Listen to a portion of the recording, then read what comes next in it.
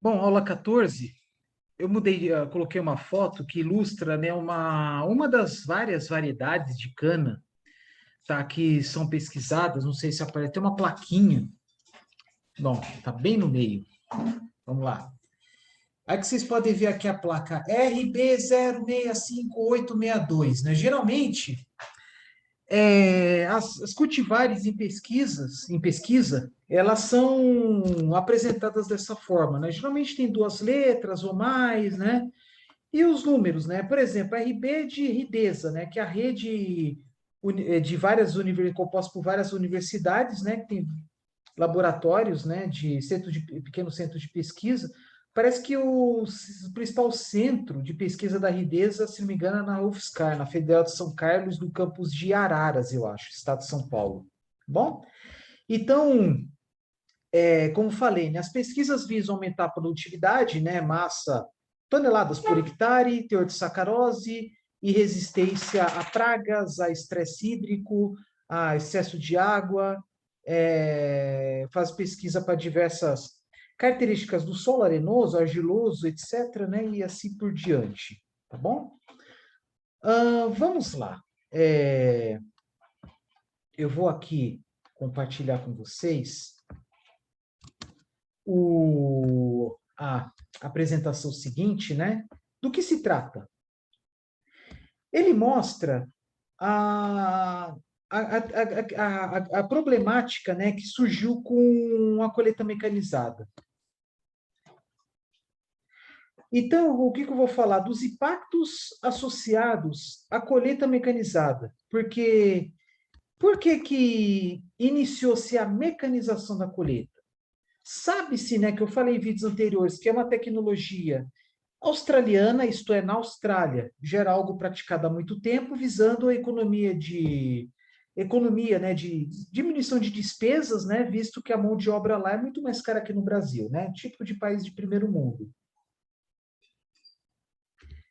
E são máquinas, uma tecnologia avançada, são máquinas complexas, né, não é uma máquina tão simples como algumas algumas colheitadeiras, né, dependendo da cultura agrícola, enfim, mas ela gerou problemas, principalmente do começo, do início da popularização dessas máquinas, devido a problemas no seu manuseio, devido aos novos desafios por isso implantados, né? Então, como falei antes, né, a colheita manual, a pessoa, né, sabe-se, né, onde vai colher. E embaixo, né, bem rente ao solo, mas não pegando o solo, né?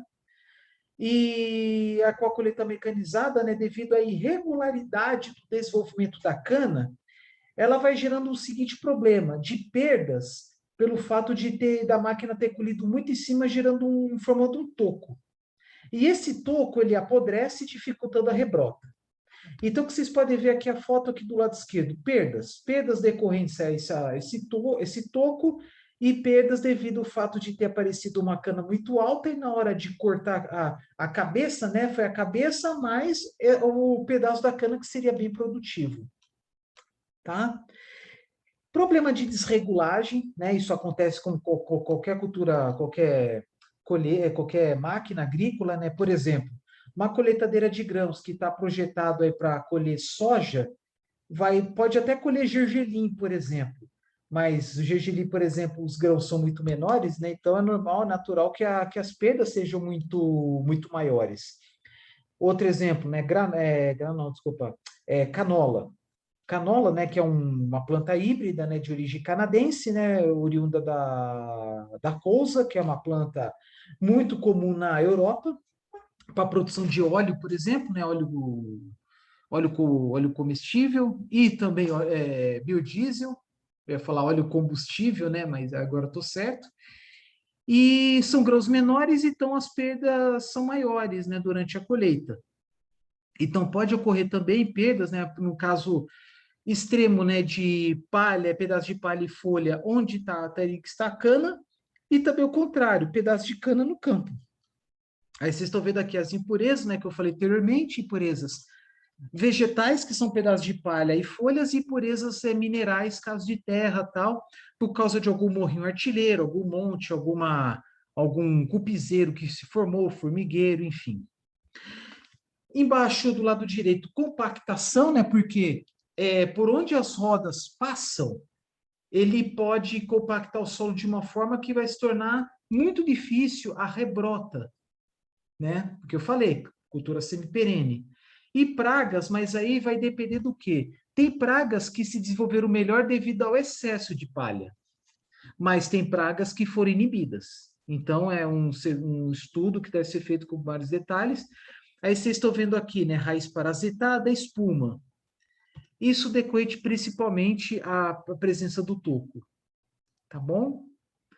E, enfim, né? Aí tem a questão social, né? Aumento do desemprego, muitos funcionários, né, que atuavam como boias frias, né, eram pessoas provenientes de outros estados, né, que iam principalmente para o estado de São Paulo, por exemplo, ficavam em alojamentos e juntavam dinheiro, né, para levar para as famílias, né, no estado do Maranhão, por exemplo, né, muita gente era do Maranhão, da Bahia, enfim. No Brasil, a palha e o bagaço são matérias-primas atrativas para a geração do etanol de segunda geração. Essa é uma outra história que eu vou falar bem mais para frente, né? Etanol de segunda geração proveniente da celulose. Mas isso aí vou deixar para os próximos vídeos. Pois permitirão que a produção de combustível cresça sem expansão em áreas cultivadas. Tá? É verdade, mas tem muitas questões por trás aí, não vou falar agora. Da mesma forma que eu falo, né, da colheita mecanizada, né, o grande desafio, mas, de novo, a colheita mecanizada ela surgiu não por causa da introdução de um prazo restritivo para proibir as queimadas. Aos poucos, ela foi ser introduzida na cultura canaveira no Brasil, servindo como alternativa, né, para diminuir custos. Mais para isso mesmo, a questão mais financeira do que ambiental. Tá? A cana retira da atmosfera dióxido de carbono, forma, né, o ciclo de carbono, incorpora na massa vegetal em quantidades que chegam a ser 3 a 12 vezes maiores que as demais culturas desenvolvidas, dando exemplo aqui na região Nordeste Paulista, que é mais lá para Rio Preto, por ali. Né? Rio Preto? Não, falei besteira. Ribeirão Preto, Franca, por ali. E quanto a cana imobiliza 107 toneladas de carbono por hectare ano, a soja e o milho incorporam 31, né? O eucalipto 21 e assim por diante. Tá? É o que revela o estudo e tal. Então, aí fala-se mais da questão ambiental. Né? E aí tem uma máquina, né? Que é a enfardadeira. Eu acho que nos próximos fotos aparece também. Que consiste no quê? Acumular, né? Enleirar, né? Tem a enleiradeira, que forma as leiras, que é onde há o acúmulo de palha, né? Formando montes lineares, aí fardadeira faz os fardos, né? Aqui vocês estão vendo tem fardo cilíndrico, né? Mas, se não me engano, mais comum é em paralelepípedos. Tá? Então, tem aí, né, as leiras, estão vendo aqui a foto acima do lado esquerdo, né? As leiras são esses montes de palha. Um pouquinho nessa foto aqui, um pouquinho da palha ficou no campo, né? E tem as leiras. Tomar muito cuidado também, né? Com o peso das rodas, tá passando aqui trator, tá passando as máquinas aqui, as enfardadeiras. Até o próprio fardo fica no solo, né? Então, o fardo tem peso, né? Pode compactar o solo, menos do que os veículos, mas enfim. E para que servem esses fardos de palha? Eles vão ser conduzidos para os caminhões, chega lá na usina, tritura, né? Porque a fardadeira ela compacta a palha, por questão de logística, né? Então ela chega lá na usina, passa por uma esteira com facas, então o fardo é triturado e depois ele é misturado naquele monte de bagaço, né? Então nós falamos aí principalmente, né? Do resíduo agrícola, que no caso mistura palha com toco não, desculpa, né, com a cabeça seca, né? Então, o que acontece? A cana é colhida, o grosso do material, né, o material é despejado no solo, né, que no caso a palha, as folhas, né, que estão verdes, estão úmidas, né, e depois de alguns dias, vamos supor aí dia muito seco, o sol muito forte, talvez em 15 dias, vai depender de cada caso, né? Depois de 15 dias forma as leiras e depois enfarda. A grande vantagem de fazer serviço, né, que dependendo da situação, dependendo da região, não é conveniente ter muita palha por causa de risco de incêndios. Aí imagina o desastre que é, né, um canavial pegando fogo, mesmo depois da colheita, tá? Mas vamos lá, vamos falar da vinhaça. É um grande passivo ambiental, isso é verdade, né? A vinhaça nada mais é do que o caldo de cana com menos açúcar, porque a indústria, essa indústria sucroenergética, como qualquer outra indústria química, ela visa aproveitar da matéria-prima, em geral, apenas um material. Então, no caso aqui, o caldo da cana, qual o objetivo principal? É separar os açúcares fermentescíveis, ou que depois se transforma em açúcar refinado, né? Glicose, sacarose e traço de frutose, e separá-lo do resto da vinhaça. Desculpa, do resto do caldo. Então, a usina é a usina de açúcar e também de etanol. Então, o produto principal é o açúcar.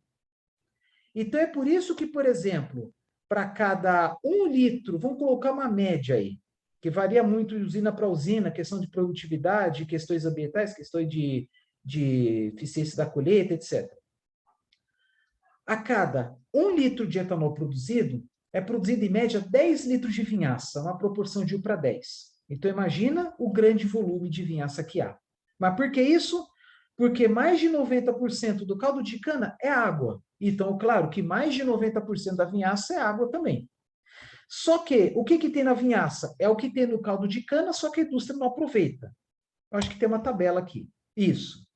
Substâncias nitrogenadas, fósforo, potássio, cálcio, magnésio, assim por diante. Vocês estão vendo aqui que tem muitas substâncias inorgânicas. Ah, mas são traços, eu concordo, né? Miligramas por litro. Aí vai somando, vou pegar aqui a média, vai somando. Vai dar em torno aí de 3, 4, 5, talvez aí uns 6 mil, quase entre 6 mil e 7 mil miligramas por litro, que dá em torno de 7 gramas por litro dessas substâncias aqui, que vai do nitrogênio até o sulfito. Tá, 7 vai dar em torno aí de... É um cálculo bem conservador que eu vou fazer aqui, em torno de mais ou menos 0,7% da composição, né, da vinhaça, são sólidos como esses aqui. Só que na vinhaça também tem o açúcar que não foi aproveitado, né? Estou falando de vinhaça, subproduto da destilação, então uma pequena parcela, traços de açúcares, né? Frutose, sacarose, glicose, que não foram aproveitados no processo industrial, porque é natural que numa indústria química haja perdas, haja aí um fator de utilização inferior a 100%. Não aparece aqui, mas é natural que aconteça. Além do fato que na vinhaça, eles têm traços aqui de levedura. Por quê? Porque a vinhaça é subproduto da destilação, e antes dela tem a fermentação. E para quem não sabe, né, na fermentação há a reciclagem da levedura. Só que uma parte dela acaba indo, né, para as torres de destilação. Né? Mesma coisa, nunca se aproveita 100%. Sempre tem traços.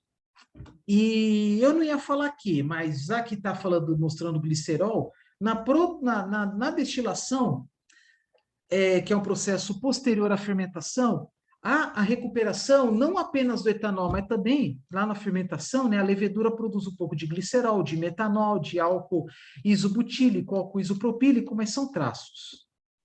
Então, por isso vocês estão vendo aqui, glicerol, que é oriundo da fermentação. Aí eu vou falar com mais detalhes quando falar da química da fermentação. Tá? Que é algo mais complexo. E por que varia tanto?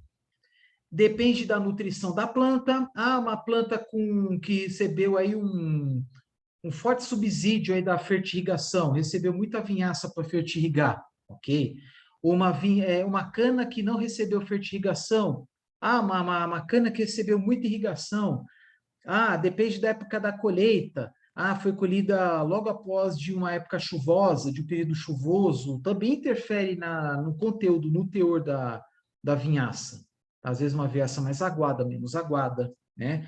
Porque, de novo, se colher a cana depois da chuva, a tendência é ter um caldo mais aguado, e, por consequência, né, uma vinhaça mais aguada. Tá bom? E aí depende do cultivar, da variedade, dos nutrientes que tem no solo, da forma como foi manejada nos anos anteriores, o solo nos anos anteriores e assim por diante, tá? Então é isso. Vocês estão vendo aqui a composição, né, da vinhaça, que é que ela vem lá do caldo da cana, tá bom? Até presença, né, de traços de defensivos agrícolas, alguma substância química que pode ter. Vamos lá. Então, vinhaça, em média, 10 litros de vinhaça para cada litro de etanol. Claro que quanto menor essa proporção, melhor. Não porque está produzindo menos vinhaça, é porque está produzindo mais, está utilizando mais açúcares. Então, uma usina altamente eficiente possui uma alta eficiência de fermentação e destilação, além de outros processos aí, alta eficiência de tratamento de caldo e também de extração do caldo. Você consegue aproveitar o máximo possível de açúcares e, no final das contas, consegue o máximo possível de etanol, anitrohidratado, tanto faz. E com isso, com esse cálculo, com essa fração que eu estou falando, né? Quantidade de vinhaça sobre numerador, né? Sobre quantidade de etanol, denominador, com o denominador alto, então o valor total vai ser baixo. Então, uma usina altamente eficiente vai ter uma proporção algo em torno de 8 litros de etanol para cada litro desculpa, 8 litros de vinhaça para cada litro de etanol. Agora, ao contrário, uma usina com baixa eficiência vai chegar em torno de 15. Ah, mas por quê? Produzir mais vinhaça? De novo, não. Porque o volume de vinhaça foi o mesmo, só que o volume de etanol diminuiu. Bom? E como é que é o procedimento? Vocês viram lá nos primeiros vídeos, né, que numa usina tem lá grandes tanques de vinhaça, né? Por que deixa lá? Porque a vinhaça é produzida no processo a quente, porque a destilação é um processo a alta temperatura.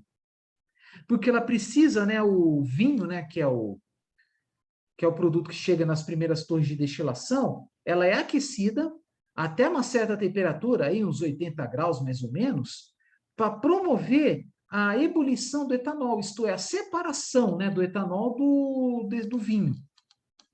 Eu vou falar de novo, né, os termos, né, por exemplo, vinho mais para frente quando falar da produção industrial. Mas a destilação, o que seria? É um processo onde você aquece o reagente, né, que geralmente é uma mistura, tem que ser uma mistura, né, porque a torre de destilação é um mecanismo físico de separação de substâncias, né? É só lembrar da destilação fracionada atmosférica do petróleo nas refinarias. Então, em torno de 70 graus, desculpa, não lembro a temperatura,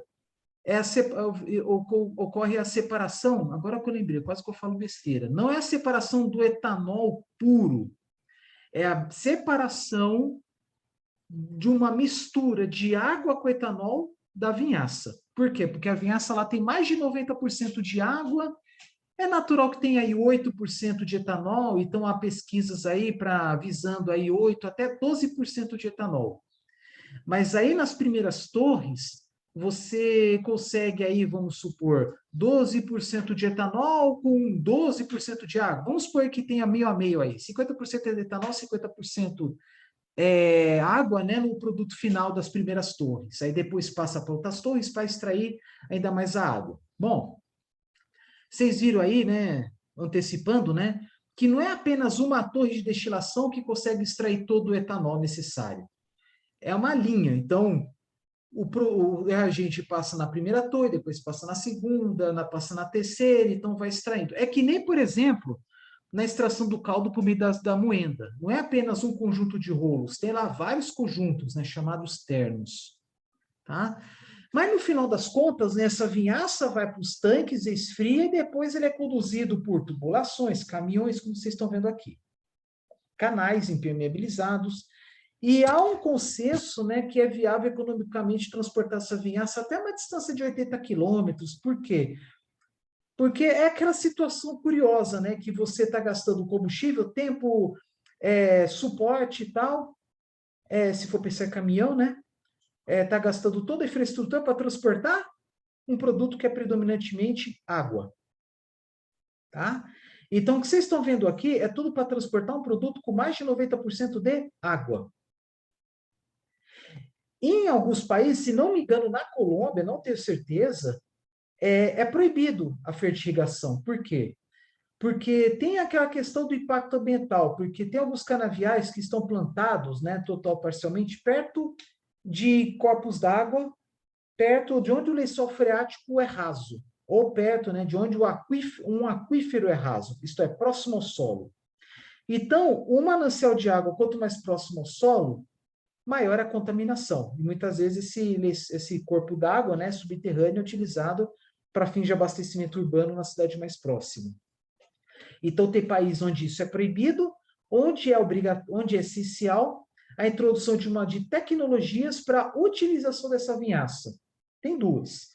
Uma, que é a biodigestão da vinhaça, só que a vinhaça por si só, ela praticamente não biodigere. Então, tem que ter uma outra substância, né, para promover a biodigestão. Muitas vezes utilizam um substrato oriundo do lodo do esgoto, né, da estação de tratamento de esgoto, mas as primeiras usinas que estão biodigerindo a vinhaça estão usando, né, apenas ou também torta de filtro, que é o principal subproduto do tratamento do caldo. Mais para frente eu vou falar sobre isso. Porque a torta de filtro, em geral, é usada para adubação. Tá? Porque a torta de filtro, predominantemente, né, na colheita mecanizada, é composta predominantemente de terra, de materiais inorgânicos. E materiais orgânicos, que são pedaços de folhas de palha também. Tá? Podendo carregar um pouco de açúcar, mas quantidades aí muito pequenas, irrisórias. Então, assim, há toda uma logística que deve ser despendida, né, para transporte de vinhaça, que é um passivo ambiental, né? Só que usando de maneira correta, ela aduba o solo, mas há críticas ao uso da vinhaça, porque há alegações de que ela aumenta o teor salino do solo. Apesar que é um ciclo, né? Você está plantando, leva a cana, aí devolve uma parte dessa cana que é a vinhaça. Então, sei lá, né? Na minha visão assim de leigo na área da agronomia, né, para mim é estranho, né? Mas enfim. A não ser, né, eu não sei. Então há uma reclamação acerca da qualidade do solo depois de anos e anos de cultivo de cana. Enfim. Então tem alguns países que fazem a concentração, que fazem isso, né, que é a biodigestão da vinhaça, mas imagina o tamanho dos biodigestores. Então, no momento, é praticamente impossível biodigerir toda a vinhaça, porque, de novo, não tem como biodigerir vinhaça apenas porque a vinhaça ela é extremamente ácida.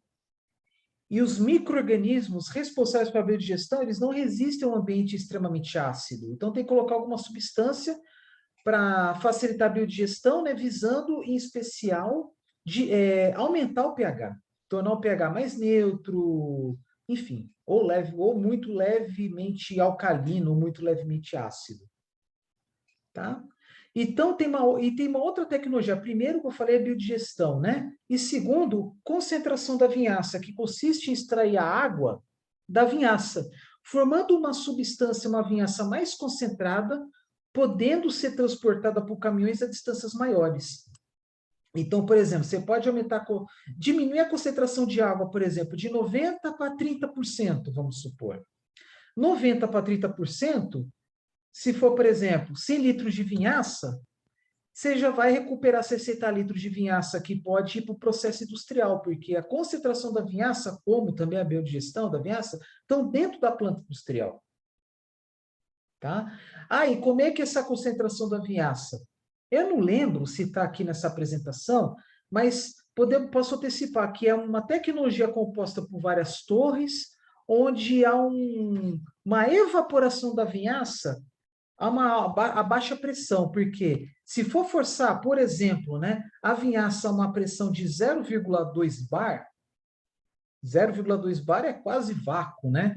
Se for colocar 0,2 bar, o ponto de ebulição da água diminui bem, talvez uns 35, 40 graus, né? Então, quanto menor a pressão, né, das torres, né? Isto é, quanto menor em comparação à pressão atmosférica, menor é a temperatura ambiente, né? Desculpa, menor o ponto de ebulição. E com isso, no final das contas, você consegue uma economia de energia. E é isso que alguns países fazem, né? Já antecipando, né? Quando falo de destilação, né? Porque a maior parte das torres de destilação existentes nas usinas brasileiras são torres de destilação atmosféricas, pressão atmosférica. Mas tem países que utilizam muito torre de destilação a vácuo, exatamente para baixar o ponto de ebulição visando a economia de recursos energéticos. Tá bom? Aqui está o teor, né? Como falei, varia muito, né? A cana passou por fertirrigação ou não?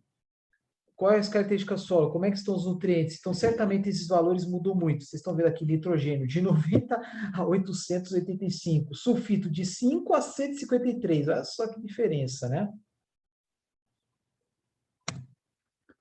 Aqui as imagens, né?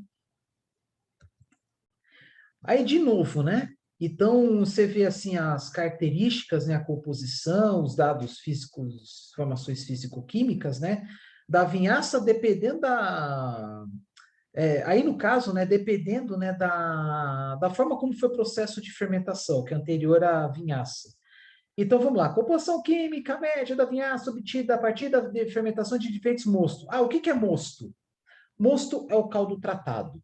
Tá? Então, tem lá, extraiu o caldo da cana, leva para o tratamento do caldo, que é um processo físico e químico, e aí ele vira mosto. O mosto é o caldo tratado. Aí, depois a fermentação do mosto, né, o processo posterior, o mosto vira vinho. Por isso que o nome da substância, né, do subproduto da destilação chama vinhaça, porque a destilação recebe o vinho e aí no final, no finalzinho mesmo é a vinhaça. Aí tem outro nome aí, um outro produto que é chamado flegma, mas depois explico melhor o que é flegma. É um ponto intermediário aí entre o vinho e a vinhaça. Mas por que chama vinhaça? Porque ela vem do vinho.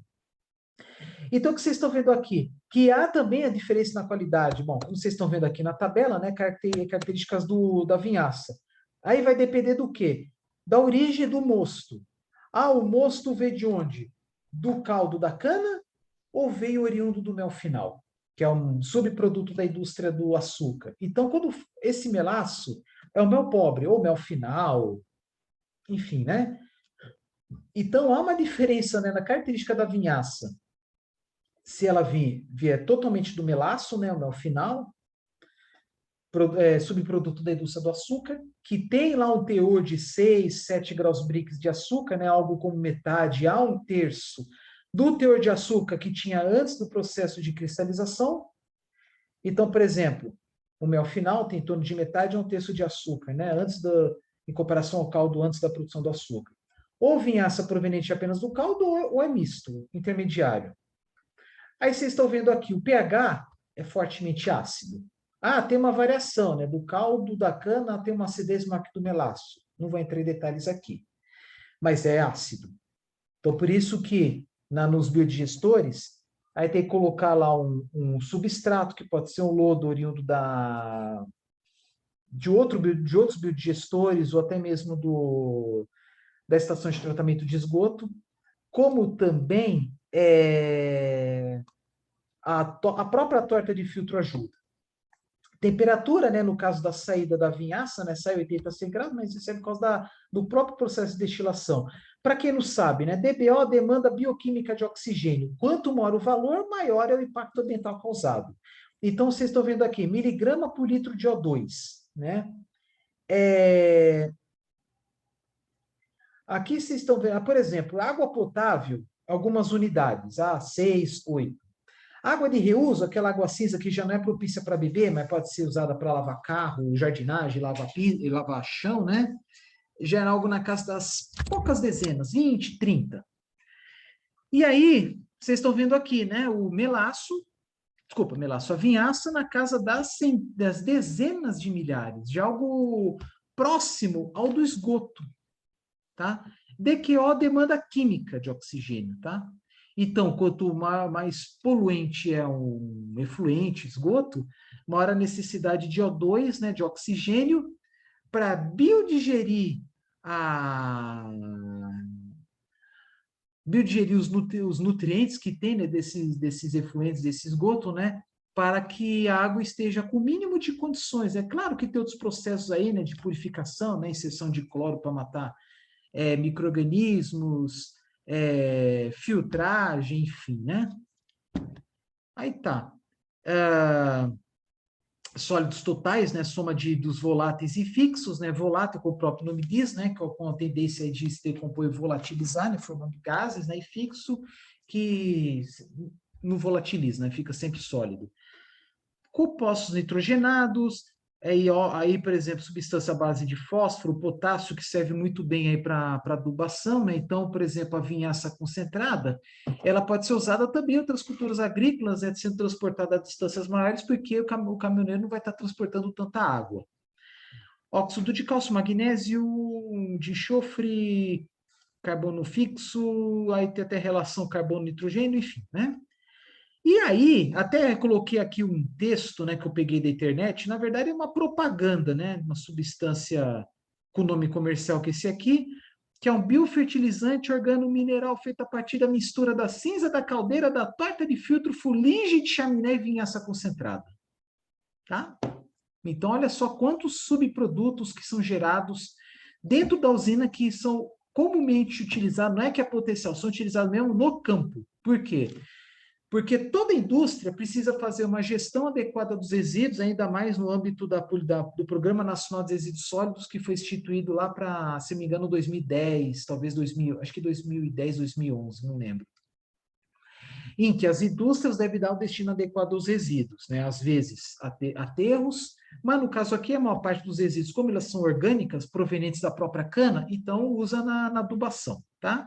Sempre com parcimônia.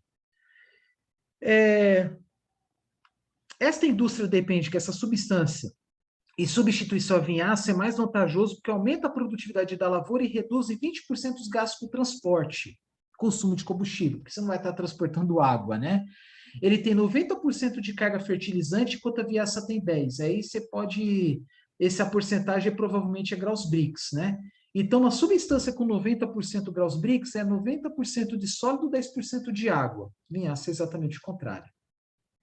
Ele diz ainda que o produto possui maior facilidade de atender a legislação ambiental, pois evita a perda de nutrientes do solo por lixiviação. O que é isso?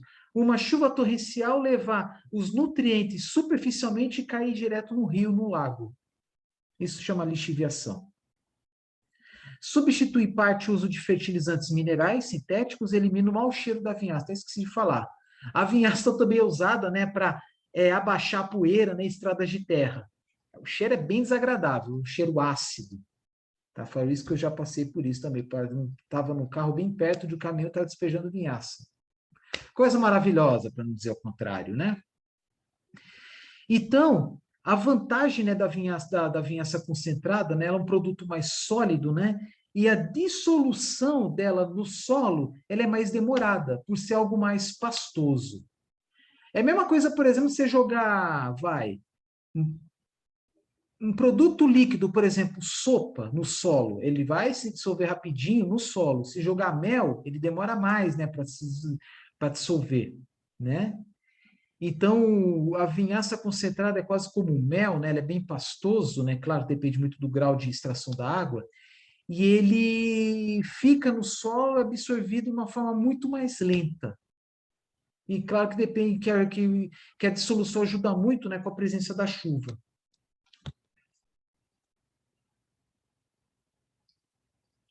Aqui, gente, eu estou citando um fato muito específico dessa safra, mas eu vou falar de os problemas que têm ocorrido aí entre 2013 até em torno de 2016, que foi um momento aí, digamos, não vou dizer atípico, mas crucial, né, na da cadeia supraenergética. O que aconteceu?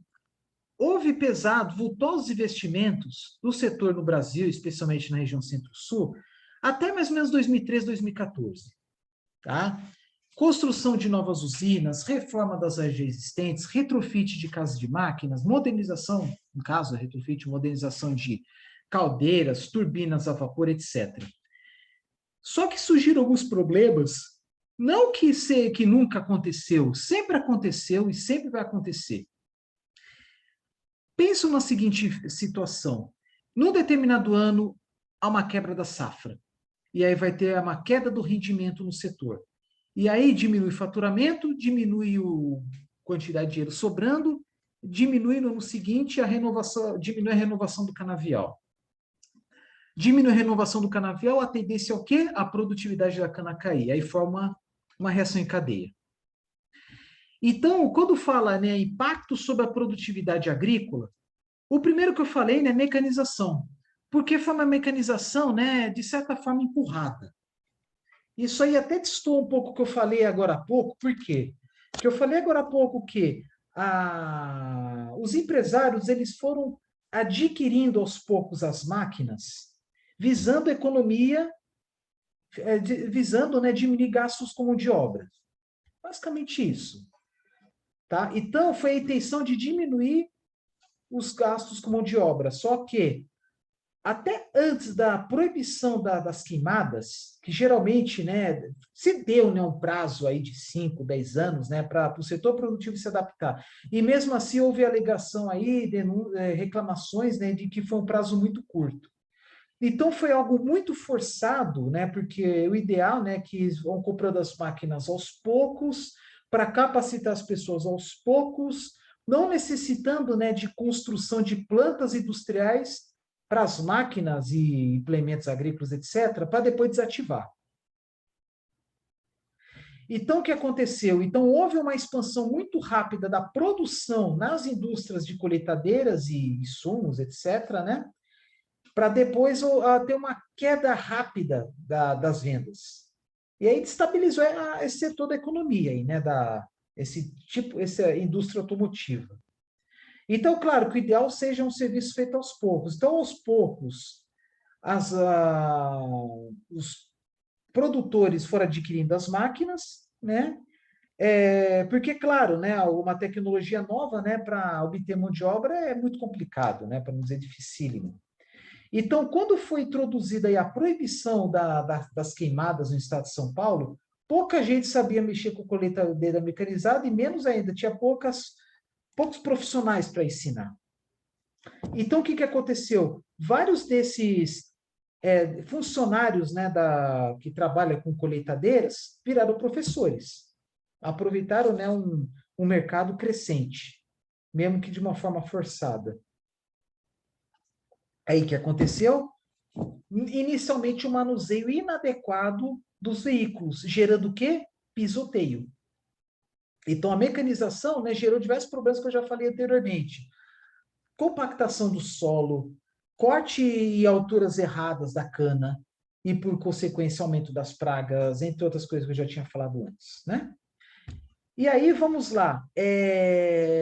O que geralmente contribui para a queda da produtividade? Não é o principal, mas que eu falei no vídeo passado, retrasado, a questão do florescimento, que é natural da cana. Só que em determinadas condições aí, sol muito forte e muita chuva, em algumas regiões, é mais comum o florescimento. Geada dispensa comentários, não é só com cana. Praga também. No caso da praga, também há uma expansão do uso do controle biológico. Aplicação, por exemplo, de insetos, joaninhas para comer broca, enfim. Doenças. Qualquer cultura agrícola adensada, monocultura, isso acontece. Então, cabe aí, né, as instituições de pesquisa desenvolver aí cultivares mais resistentes ou, sei lá, né, desenvolver aí defensivos agrícolas. Clima. Pouca chuva, muita chuva, atrapalha, né? Renovação, idade. Aí, no caso, a renovação do canavial. Variedade. A tendência é o quê? Utilizar variedades mais específicas. Tá? Ambientes restritivos, que é, por exemplo, né, locais onde a declividade é superior a 12%, a tendência é acabar com a cana. Por quê? Acima de 12% de declividade, a máquina não chega. Tá? Entre outras situações, tá? Aí trato, né? Trato com solo, né? Aí é algo mais agronômico, né? Verificar, né? O quão nutritivo está o solo, né? Por exemplo. E quando falo aí mecanização, variedade de tratos, de novo, né? A questão do distanciamento lateral, frontal, traseiro, tal das mudas, que houve uma alteração do layout, né, com a alteração da colheita manual para mecanizada, né? Aí vocês estão vendo que alguns anos teve picos e vales, etc., né? Por exemplo, aqui crise de preço. O preço da cana comercializado, né, subiu tanto, porque assim, né, a cana muito cara é ruim, mas a cana muito barata também. Vocês estão vendo aí que é uma diferença de curto período de tempo em que houve um aumento muito grande do preço, e aí a cana mais cara, produto final mais caro também, açúcar e etanol. E aí isso prejudicou que, no final das contas, até mesmo foi fechado em algumas usinas, mesmo que seja por alguns anos, né, diminuiu a produção, diminuiu o faturamento, e aí diminuiu o investimento com renovação de canavial, né? E aí tem a questão do envelhecimento. Então, o problema, se quando tem picos, né, de preço, é ruim para todo mundo. Por quê? Porque a cadeia produtiva, principalmente os empresários que só detêm apenas as indústrias e não a cadeia como um todo, né, indústria e setor agrícola, ela é fortemente prejudicada, tá? Porque muitas vezes interrompe as atividades, porque a matéria-prima está muito cara, não está sendo mais competitiva, está operando no prejuízo, e aí não chega o dinheiro na agricultura, e aí não se investe na renovação do canavial. Aí vocês estão vendo aqui as consequências, envelhecimento, redução de tratos. Aí estão vendo aqui o que era muito alto, depois virou algo tão baixo, que na época até lembro que falavam, né, que era mais barato o esterco do que a cana. E aí, em 2011, teve situações muito piores, né? Envelhecimento, redução de tratos, adversidades climáticas, a introdução da mecanização, intensificação de doenças geradas, florescimento, etc. E abaixou em muita produtividade. Tá? É aí mesma coisa, crise de preço,